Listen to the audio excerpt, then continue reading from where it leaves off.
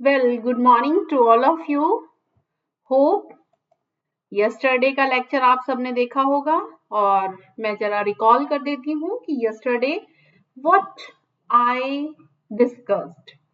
तो हमने क्या क्या पढ़ लिया था कल हमने set, what are the types of set, what are the operations on set जैसे कि union, intersection, symmetric difference and then Cartesian product of sets जो कि फाउंडेशन है रिलेशंस के लिए। तो ये हमने सब कल के लेक्चर में पढ़ लिया था।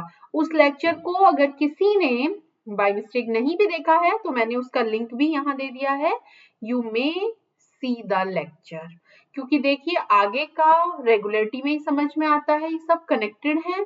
तो आप फर्स्ट लेक्चर जरूर देखिए, then second, third and so on. ठीक है, फिर भी मैं रिलेशन से स्टार्ट करती हूँ क्योंकि आज क्या करने वाले हैं हम। सो टुडे हम देखेंगे क्या, टाइप्स ऑफ रिलेशन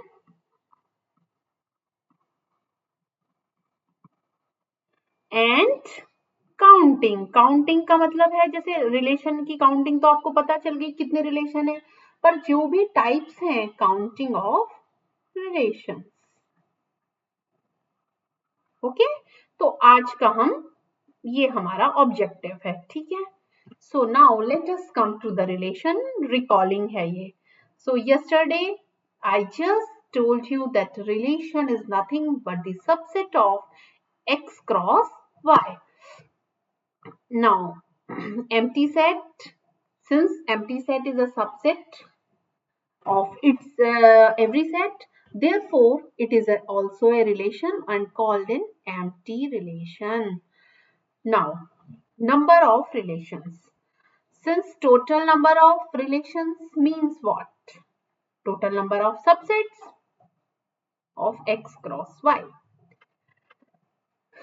So देखिए, if x is any set, y is any set, तो सबसे पहले रिलेशन के लिए x क्रॉस y होना चाहिए जो कि ऑर्डर्ड पेयर होंगे x and y such that x belongs in x and y belongs in y. ठीक है, उसके बाद आप निकालिए power set of x cross y, तो वो क्या होगा, is equals to total number of subsets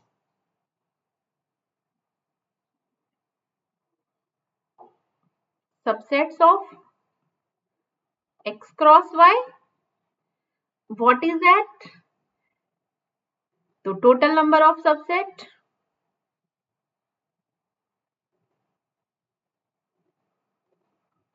cardinality of power set is equals to 2 की पावर n क्या होता है, number of element of this set, तो x क्रॉस y की कार्डिनलिटी, वो कितने हो गए, 2 की पावर m इंटू n, क्योंकि अगर x में m एलिमेंट है y में m, if cardinality of x is m and cardinality of y is n.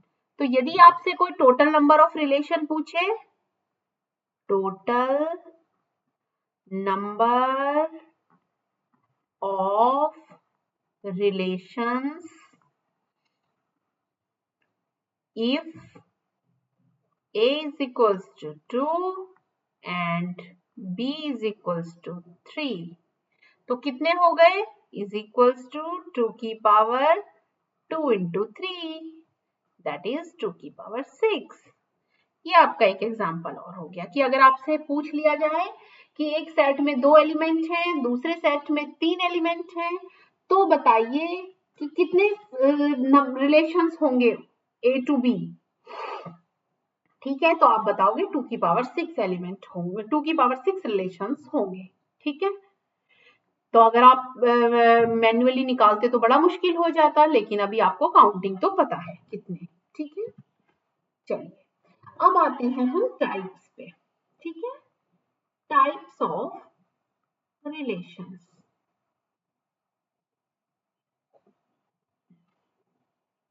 देखिए टाइप्स में सबसे पहले हम बात करेंगे बाइनरी की। जितने भी टाइप्स हैं डिफाइंड वो बाइनरी पे हैं। बाइनरी रिलेशन क्या होगा? सबसे पहले मैं बाइनरी रिलेशन बता दूं, तब यहाँ पे टाइप्स आएंगे। बाइनरी रिलेशन क्या होता है? If A is equals to B हो जाए, that is when R is a subset of A cross A, then R is called binary relation. Binary relation, by word use करते हैं दो के लिए, तो यहाँ दो ही है ना, A इंटू A, तो इसीलिए हम इसे बोल रहे हैं binary relation. Okay, so what is that? Once you are going through binary relations means now the set itself become equal to B, जो कि दूसरा सेट हमने कार्टेशियन प्रोडक्ट में लिया था, अब वो दोनों इक्वल हो गए हैं, तो A क्रॉस A रह गया है। ठीक है, तो सारे टाइप्स ऑफ रिलेशन जो डिफाइंड है वो बाइनरी पे डिफाइंड है। तो number 1 reflexive, number 2 symmetric, transitive,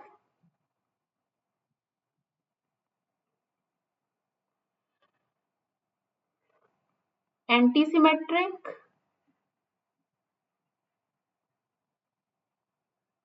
irreflexive,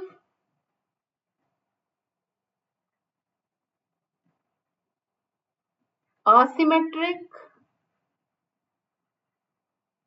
और फिर इनके कॉम्बिनेशन से बनने वाले कुछ, जैसे कि अब मैं रिफ्लेक्सिव, सिमेट्रिक और ट्रांजिटिव को मिला लेंगे तो हमारा इक्विवेलेंस, इसे मैं लिखूंगी 7th को, कॉम्बिनेशन ऑफ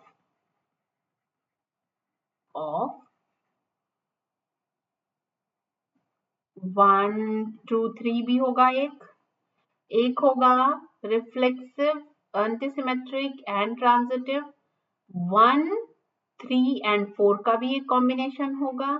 तो कुछ जो रिलेशन है ये इनके कॉम्बिनेशन वाले हैं। ठीक है, तो ये तो हुई हमारी टाइप्स के बारे में बात। चलिए तो क्या पहला टाइप पढ़ लेते हैं, रिफ्लेक्सिव, जो कि मैंने यहाँ लिखा है।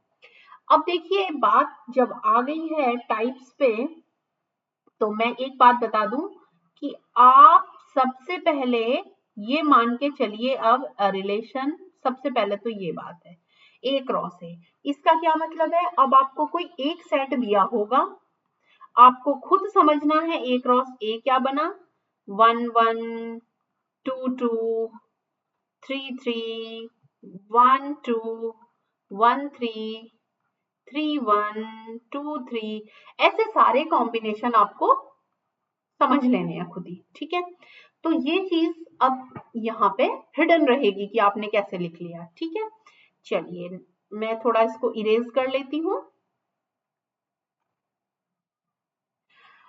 So a relation is said to be reflexive if A related to A for all A in A. It means what? Now let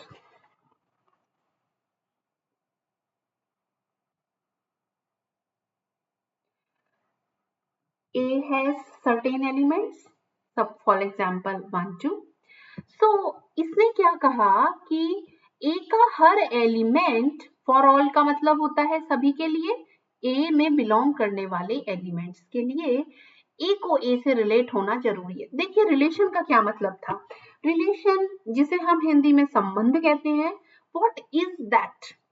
you are associating two sets, दो सेटों को आपने कंबाइन मतलब प्रोडक्ट कर लिया और उनके किसी सबसेट पे बात कर रहे हो, तो इसका मतलब ए के रिलेशन की बात कर रहे हो बी से। ठीक है, तो इसका मतलब कोई ए का एलिमेंट भी होगा और बी का।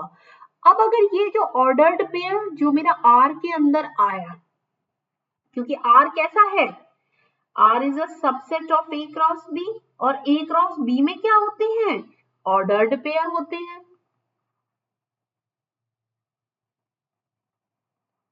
एक सेकेंड मैं दोबारा लिख देती हूं। देखिए इस बात को जो मैं रिलेटेड लिखा है, इस बात को आपको थोड़ा और अच्छे से समझ में आएगा। रिलेशन क्या था, ए क्रॉस बी का सबसेट, और ए क्रॉस बी क्या था, It is nothing but the consists of all ordered pairs. Isn't it? So A से आ रहा है, B से आ रहा है, then इसका कोई भी सबसेट, इसका मतलब R के अंदर ऐसे सारे ordered pair होते हैं. So if any A, B belongs in R होता है, तो हम ये भी तो कह सकते हैं कि A related to B है, या A R से रिलेशन के थ्रू बंधा हुआ है B. देखिए रिलेशन किसी भी टाइप का हो सकता है. Brotherhood is also a relation.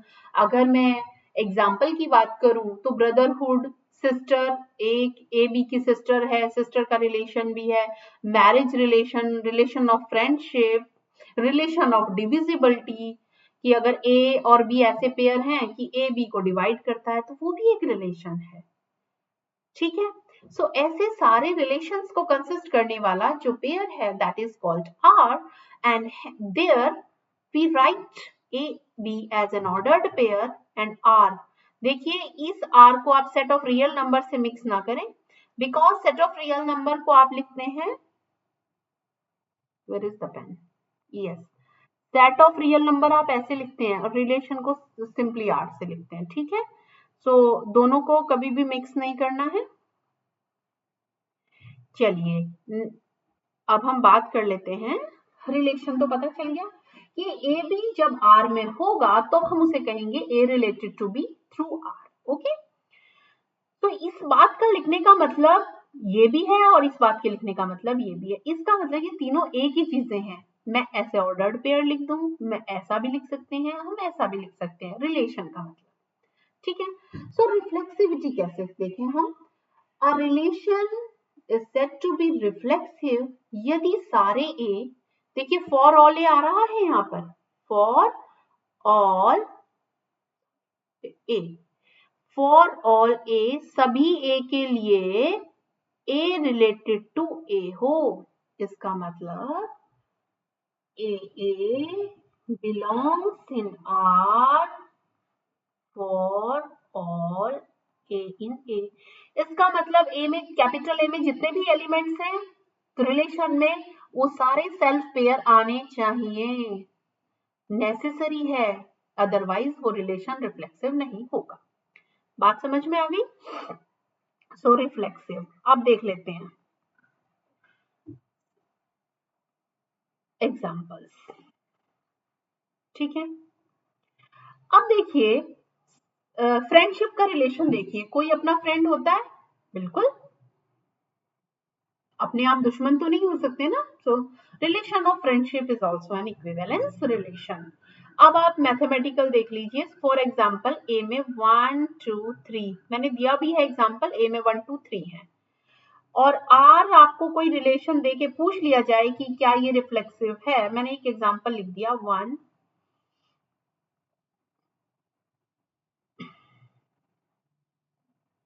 3 3. एक मैंने एक और आर लिख दिया,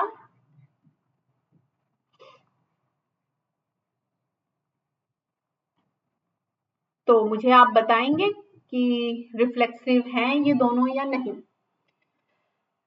बिल्कुल, पहला रिलेशन रिफ्लेक्सिव है. मैं कह रही हूं है. बहुत ध्यान से देखिएगा, इसमें आप कई बार कंफ्यूज हो जाते हैं. Due to the presence of 1 2. बिल्कुल भी कंफ्यूज नहीं होना है. क्या कंडीशन है डेफिनेशन की, that for all A should be in are. उसने मना नहीं किया है कि इसके अलावा कोई ना आए. That is the hidden thing in the definition. यही एक छोटी सी बात है जिससे कई बार आप क्वेश्चन को देखते ही गलत कर सकते हैं. वहां कहा गया है कि सारे एलिमेंट ए वाले प्रेजेंट होंगे तो आप उसे रिफ्लेक्सिव कहोगे, लेकिन अगर एक्स्ट्रा आ गए तो आप उसे मना तो नहीं करोगे रिफ्लेक्सिविटी के लिए. ठीक है. तो रिफ्लेक्सिव. ठीक है. 1 1 है, 2 2 भी है, 3 3 भी है. आपको तो सिर्फ ये चेक करना है, ए में 1 था तो रिलेशन में 1 1 आया. ओके, चेक कर लिया, बिल्कुल है. 2 है रिलेशन ए में, सभी ए के लिए कहा है ना, तो एक ए को पकड़ लीजिए और उसका कॉरस्पॉन्डिंग पेयर चेक कर लीजिए. 2 2 भी है. 3 है तो 3 3 भी है।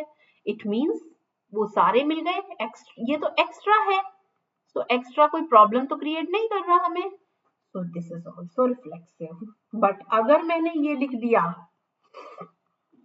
1 1 2 2 नॉट रिफ्लेक्सिव, बात समझ में आई क्यों नहीं है रिफ्लेक्सिव? एस 3 3, क्योंकि 3 बिलोंग कर रहा है ए के अंदर, 3 3 is not in are, but 3 एक एलिमेंट है ए के अंदर, तो इस एलिमेंट का कॉरस्पॉन्डिंग पेयर नहीं है, इसलिए ये रिफ्लेक्सिव नहीं हुआ। सही है, तो ये भी रिफ्लेक्सिव, ये भी रिफ्लेक्सिव, एक्स्ट्रा आने पे कोई प्रॉब्लम नहीं है। होप ये अब आपको बात समझ में आएगी और आप रिफ्लेक्सिव को गलत नहीं करेंगे। नेक्स्ट पढ़ लेते हैं, what is a symmetric relation. चलिए, अब आपको ये तो पता चल गया कि रिफ्लेक्सिव क्या है, अब देख लेते हैं सिमेट्रिक। ठीक है, तो रिफ्लेक्सिव के एग्जांपल पता चल गए। तो रिफ्लेक्सिव को दूसरा चेक करने का तरीका मैंने ये भी बता दिया है, आप क्या करिए, अच्छा यहाँ what I have missed, let me see, चलिए मैं इसकी काउंटिंग भी बता देती हूँ पहले। चलिए काउंटिंग एक अलग से सेपरेट कर लेंगे, पहले रिफ्लेक्सिव को मैट्रिक्स के थ्रू भी देख लेते हैं। आप क्या करिए, सेट में जितने एलिमेंट हैं उन्हें रो वाइज और कॉलम वाइज लिख दीजिए, टॉप एंड लेफ्ट और राइट साइड। ठीक है, तो 1 2 3 थे सेट में, यहाँ भी 1 2 3 थे। 1 1 है, बिल्कुल ठीक है। 2 2 है, बिल्कुल ठीक है। 3 3 है, बिल्कुल ठीक है। सारे डायगोनल, मेन डायगोनल पे 1 1 आना चाहिए, इसके अलावा कुछ आ जाए तो भी कोई प्रॉब्लम नहीं है, और अगर इसके अलावा कोई एक्स्ट्रा आ जाता है तो भी मुझे कोई प्रॉब्लम नहीं है। जैसे 1 2 है यहाँ, तो 1 2 को भी 1 रख दीजिएगा। तो रिफ्लेक्सिव है यदि 1 is every position on its main diagonal, इसके अलावा वो कुछ नहीं कह रहा, इसके अलावा कुछ हो भी सकता है, नहीं भी, बट अगर मेन डायगोनल पे 1 1 1 1 1 1 आ गया तो आप 100% गारंटी कर देंगे कि ये तो रिफ्लेक्सिव है। बात यही है कि आप ये सारे पेयर चेक कर लीजिए, तो इजी वे वही था कि आप एलिमेंट चेक करें 1, ओके उसका पेयर यहाँ है, 2 देखें 2 का पेयर कहीं पड़ा हुआ है, ओके 3 का पेयर कहीं पड़ा हुआ है, ये बस यही चेक करना है, एक्स्ट्रा कुछ भी हो। ठीक, ओके। आइडेंटिटी रिलेशन, देखिए आइडेंटिटी और रिफ्लेक्सिव में सिर्फ इतना सा डिफरेंस है।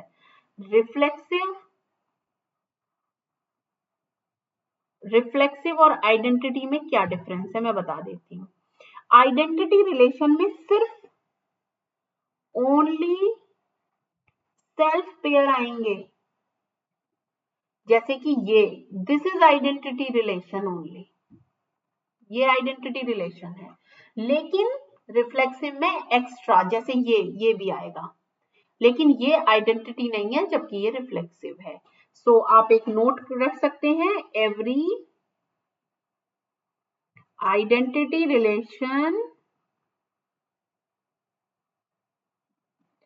is reflexive but not conversely, लेकिन इसका उल्टा ट्रू नहीं है। आइडेंटिटी है तो हमेशा रिफ्लेक्सिव हो जाएगा, बट रिवर्स की गारंटी नहीं है। ठीक है, क्लियर हो गई बात? चलिए इसको हम रब कर देते हैं। अब आप चलते हैं हम सिमेट्रिक की तरफ। So what is symmetric relation? Symmetric relation है अगर A रिलेटेड टू B हो जाए, for all A in A। क्या मतलब हुआ?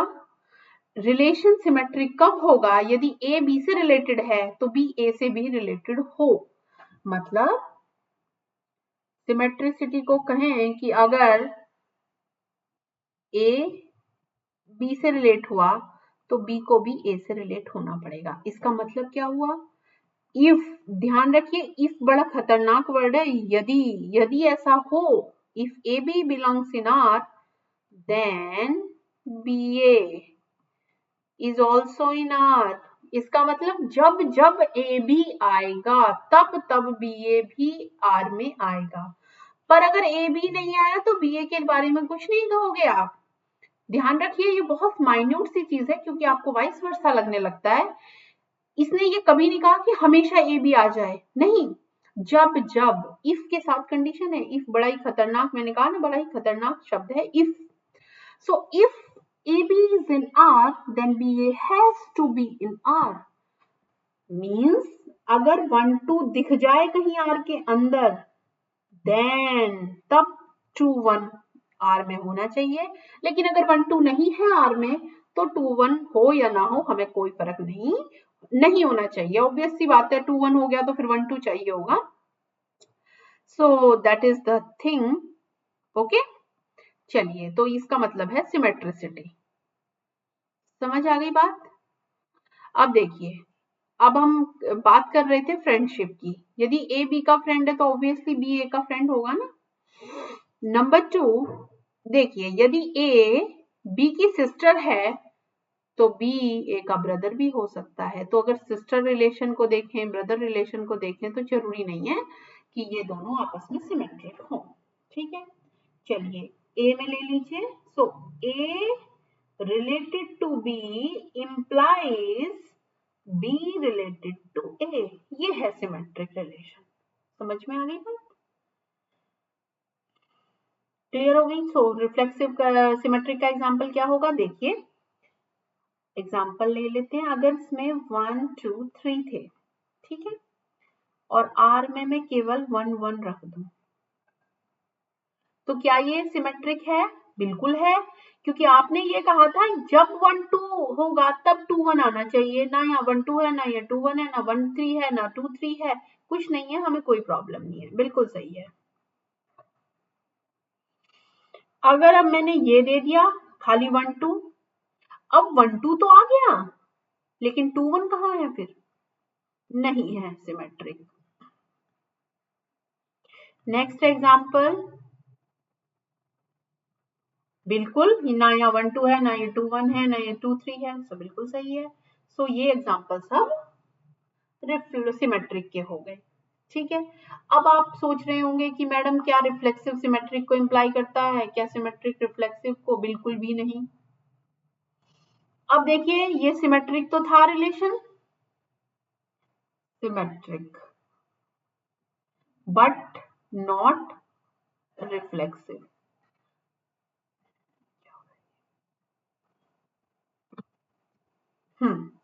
सिमेट्रिक तो है, ये रिफ्लेक्सिव कहाँ है? क्योंकि 2 2 नहीं है इसमें, 3 3 भी नहीं है, और ये रिफ्लेक्सिव नहीं है बट सिमेट्रिक भी नहीं है, ये रिफ्लेक्सिव भी नहीं है पर सिमेट्रिक है। तो ऐसा बिल्कुल हो सकता है। अब ये देखिए, एक रिलेशन ऐसा भी होगा, ये दोनों है, तो रिफ्लेक्सिव भी है और symmetric, R and S both. R का मतलब reflexive, S stands for symmetric. तो ये दोनों है, तो ऐसा भी हो सकता है कि दोनों हो। चलिए अब हम देख लेते हैं कुछ और एग्जांपल्स। सो मैंने नोट क्या लिख दिया है, रिफ्लेक्सिव रिलेशन को जरूरी नहीं है सिमेट्रिक होना, और सिमेट्रिक का जरूरी नहीं है रिफ्लेक्सिव होना। Okay, so I think it must be clear now. और सिमेट्रिक रिफ्लेक्सिव भी हो सकता है कोई रिलेशन। सो चारों केसेस पॉसिबल हैं। कभी कभी कोई रिलेशन केवल रिफ्लेक्सिव हो सकता है, वो सिमेट्रिक नहीं हो। कभी कभी कोई रिलेशन, देखिए जैसे पहला एग्जांपल अगर मैं बताऊं, r इज इक्वल्स टू 1 1, मैं एक काम करती हूँ, 2 ही ले लेती हूँ एलिमेंट, 1 1 2 1 एंड 2 2। अब ये r है, s नहीं है, ठीक है ना, सिमेट्रिक तो नहीं है क्योंकि 2 1 आ गया, 1 2 तो आया ही नहीं। अब एक रिलेशन हम लिख देते हैं, ये r भी है, ये s भी है। एक रिलेशन हम लिख देते हैं केवल 1 1। अब ये S तो है पर ये रिफ्लेक्सिव नहीं है।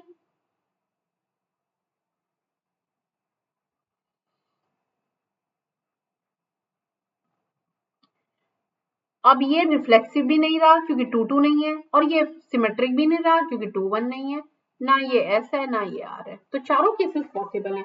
एक में रिफ्लेक्सिव है पर सिमेट्रिक नहीं है, एक में रिफ्लेक्सिव है सिमेट्रिक भी है, ये सिमेट्रिक तो है ये रिफ्लेक्सिव नहीं है, ये दोनों ही नहीं है। तो चारों केसेस पॉसिबल हैं। ठीक है, अब आ जाते हैं हम एंटी सिमेट्रिक रिलेशन पे।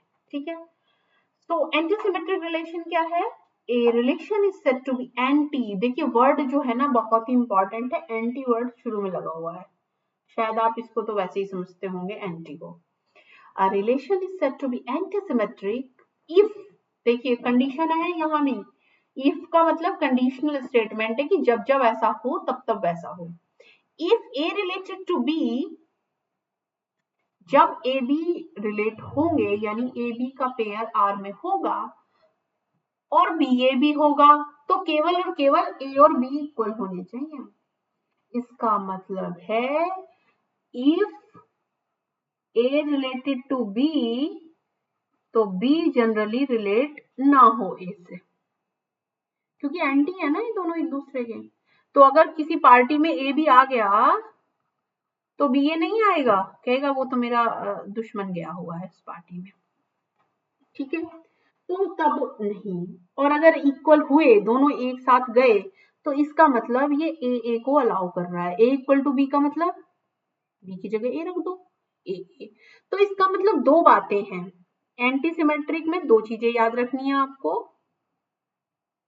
एंटी सिमेट्रिक क्या क्या?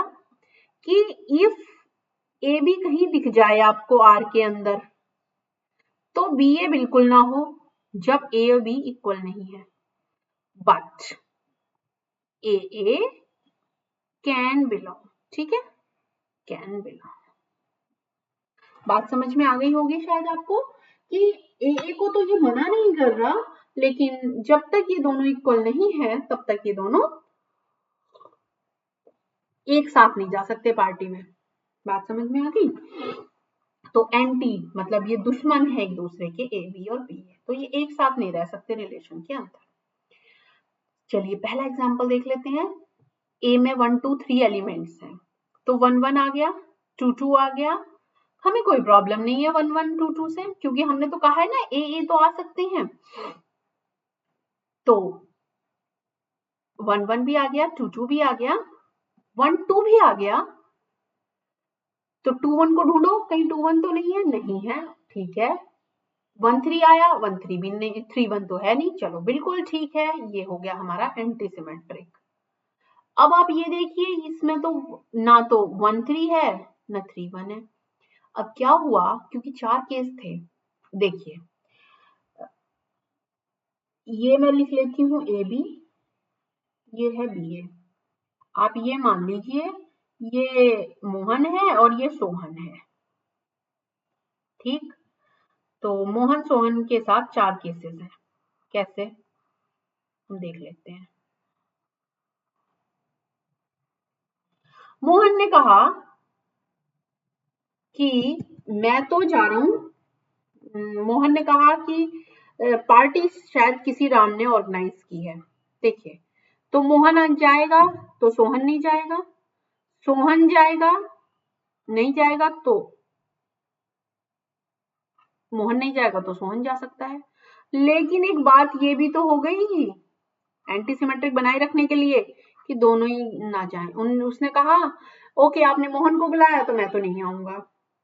सोहन ने कहा अच्छा मोहन नहीं आ रहा तो मैं आ जाऊंगा। दूसरा केस है दोनों को ही कंफ्यूजन हो गया कि दोनों जा रहे हैं, दोनों ही नहीं आए। तो दैट इज द पॉसिबिलिटी। ये तीन तीन पॉसिबिलिटी होती है इनके पास। ठीक है, तो दिस इज कॉल्ड द एंटीसिमेट्रिसिटी।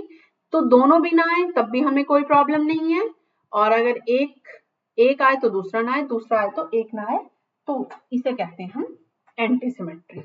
ठीक है, चलिए अब एंटीसिमेट्रिक का मतलब एक और भी है। जैसे मैं अगर मैथमेटिकली बात करूं कि ए अगर नेचुरल नंबर का सेट ले लिया आपने और ए बी में ऐसे पेयर रख लिए कि ए बी को डिवाइड करता है, तो बताइए क्या ये एंटीसिमेट्रिक होगा या नहीं? सोचिए, मैं हिंट कर देती हूँ।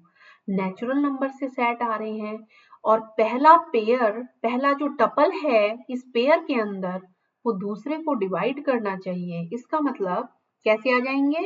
1 2 1 3 1 तो सबको डिवाइड करता है ना, तो एक तो 1 वाले पूरी कैटेगरी आ जाएगी।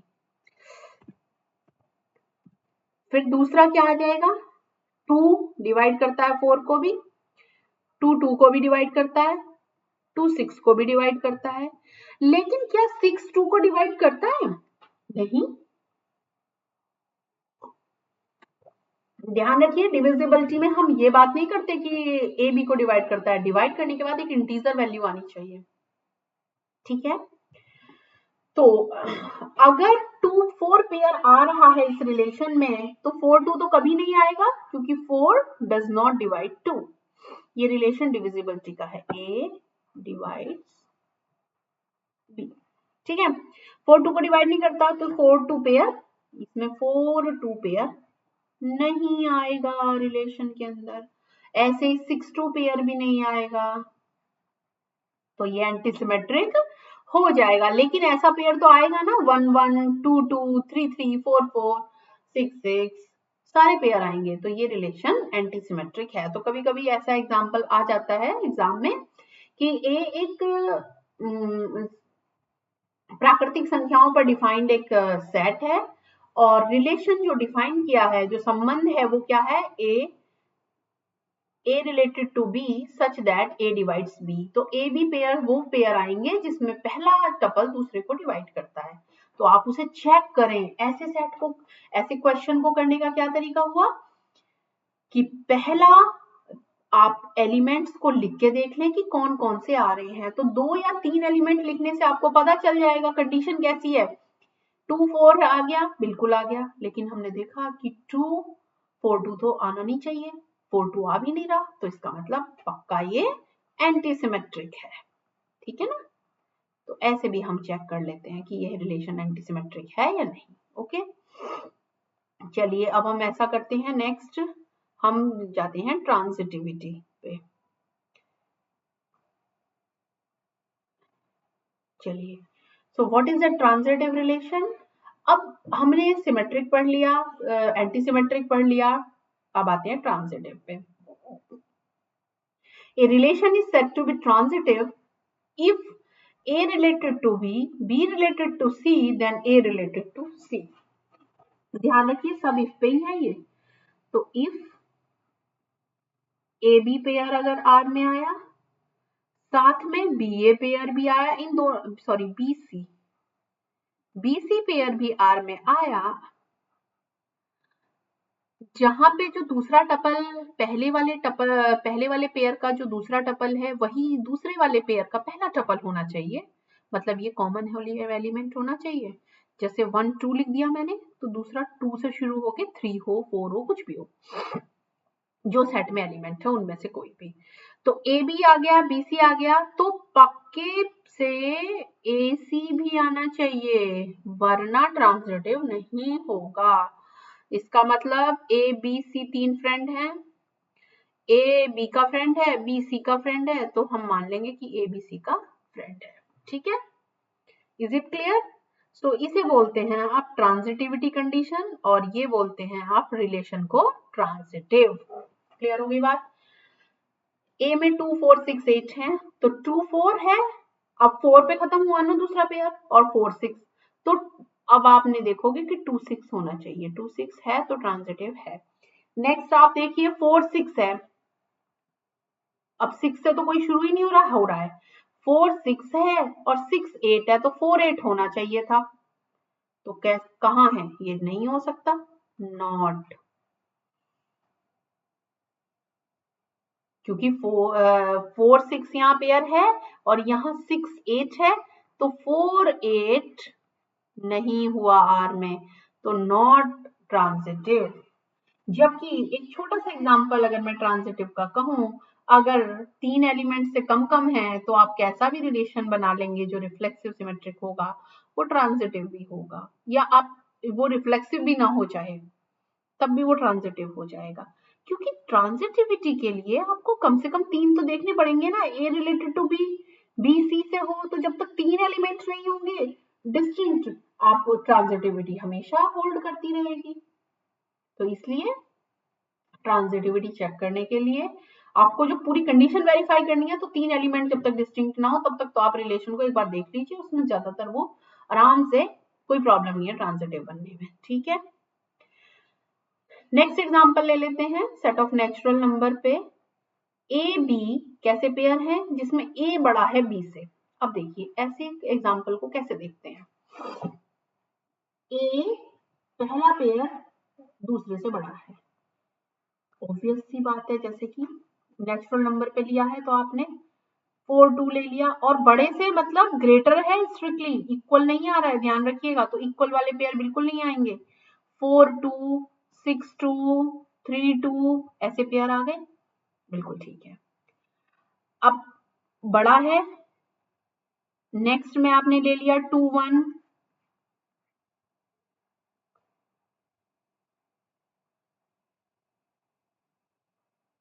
2 में तो एक ही बात आएगा 2 1, इसे ले लीजिए, 5 2 भी आएगा। अब आप जरा जस्ट देख लीजिए, मैंने कहा ना कि कुछ एलिमेंट लिखने के बाद आपको आइडिया हो जाएगा। तो आर में आपके कुछ ऐसे एलिमेंट आने वाले हैं। अब आप देखिए 4 2 से रिलेटेड है, 2 1 से रिलेटेड है, तो 4 1 से रिलेटेड है या नहीं, क्योंकि 4 1 भी तो आएगा। 4 1 कैसा है, 4 1 से बिल्कुल बड़ा है। तो आप कैसे देखते हैं इस रिलेशन को कि ए बड़ा है बी से, और इफ ए बी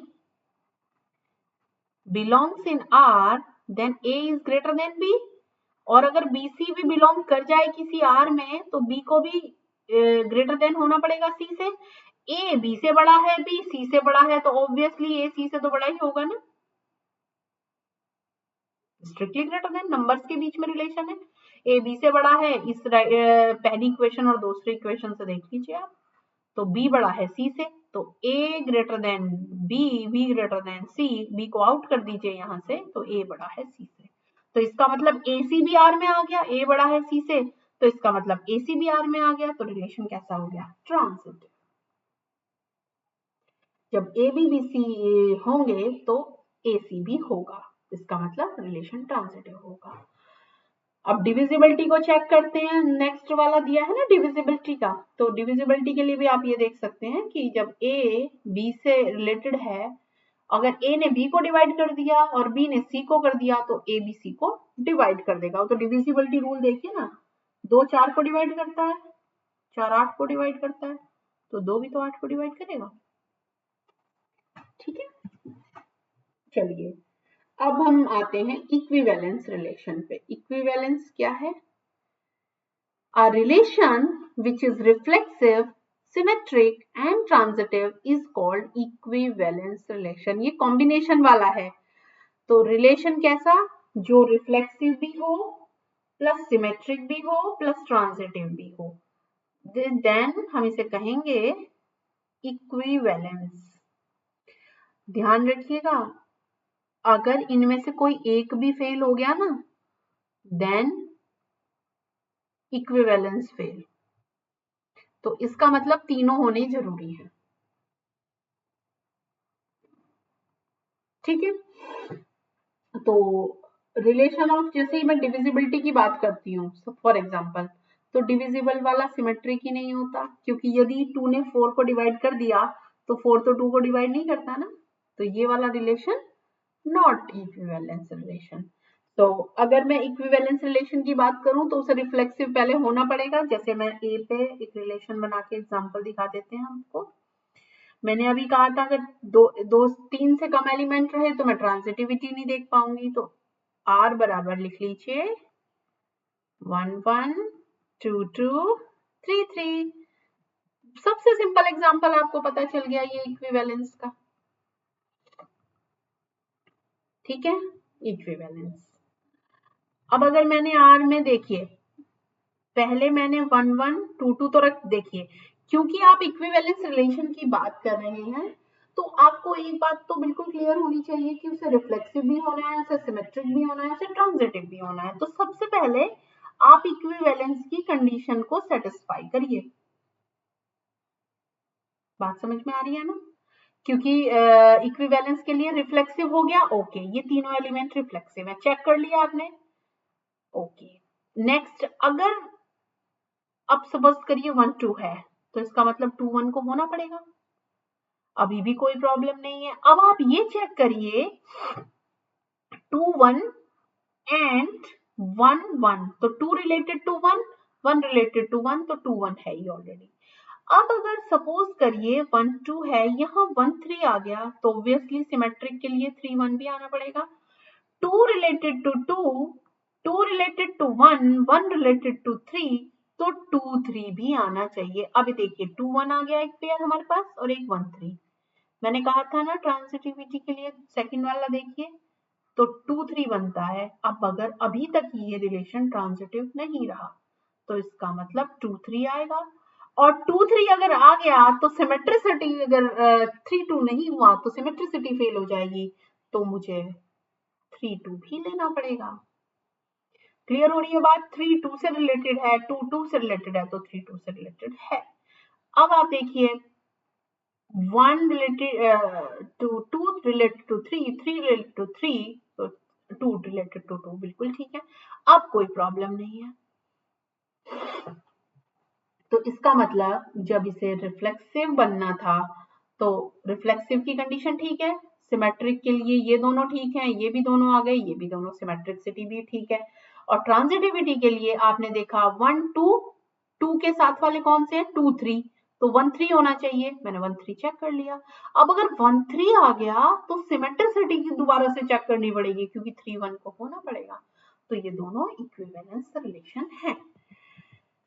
चलिए, मुझे लगता है कि आज का लेक्चर ऑलरेडी काफी बड़ा हो गया। काउंटिंग में नेक्स्ट में तो ये पार्ट में डिवाइड हो जाएगा, क्योंकि मुझे भी थोड़ा पता रहना चाहिए कि आपको समझ आ रहा है, क्योंकि इनके क्वेश्चंस भी कराने हैं, फिर मुझे ये बताना है कि हर टाइप के रिलेशन कितने होते हैं। तो चलिए, आज का लेक्चर यहीं तक करते हैं। होप आप सब देखेंगे, और जो भी आपको डाउट आता है, you have to let me no.